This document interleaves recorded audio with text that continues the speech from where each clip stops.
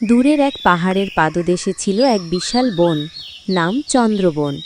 সকালে সেখানে সূর্যের আলো গাছের পাতায় নাচত, পাখিরা গান গাইত, আর নদীর জলে ঝিলিক দিত রূপালি আলো।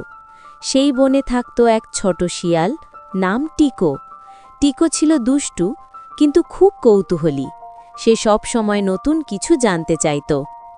একদিন টিকো শুনল, বনের প্রবীণ হাতি বুড়ো গজেন বলছে, বনের উত্তর দিকের ঝোপে এক রহস্য আছে, যেখানে কেউ গেলে আর ফিরে আসে না। এই কথায় টিকোর চোখ বড় বড় হয়ে গেল।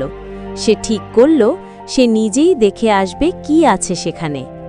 পরদিন ভোরে এসে চুপি চুপি রওনা দিল। বন যত গভীরে গেল, তত অন্ধকার হয়ে উঠল।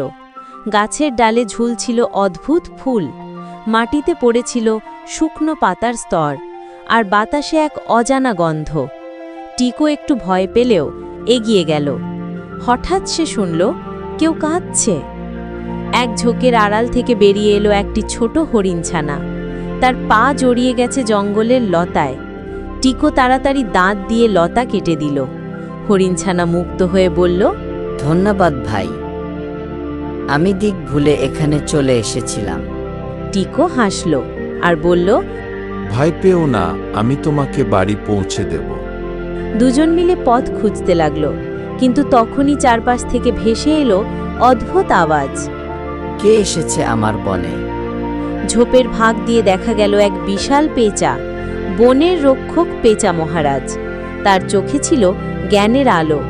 টিকো ভয়ে কাঁপতে কাঁপতে বলল, আমরা কাউকে ক্ষতি করতে আসিনি, শুধু হারিয়ে গেছি। পেঁচা হেসে বলল, বনের রহস্য কারো ক্ষতি করে না, শুধু শেখায় কৌতূহল ভালো, কিন্তু একা নয়। একা গেলে বিপদ বাড়ে। তারপর সে ডানার ঝাপটায় বাতাসে উড়িয়ে দিল হালকা ধুলো, আর মুহূর্তেই তারা বনের খোলা প্রান্তে এসে পড়ল। টিকো বুঝল, সাহস থাকা ভালো, কিন্তু বুদ্ধি আর বন্ধুত্ব ছাড়া সাহস বিপজ্জনক। বনের সবাই যখন তাদের ফিরে আসতে দেখল, তারা আনন্দে চিৎকার করে উঠল। টিকো মাথা নিচু করে হাসল। আজ আমি শিখেছি, একা নয়, একসাথে থাকাই সবচেয়ে বড় শক্তি। সেই দিন থেকে চন্দ্রবনে আর কেউ একা অভিযানে যেত না। সবাই একসাথে খেলত, ঘুরত, আর বনের গল্পে টিকোর নাম হয়ে উঠল এক ছোট বীরের নাম।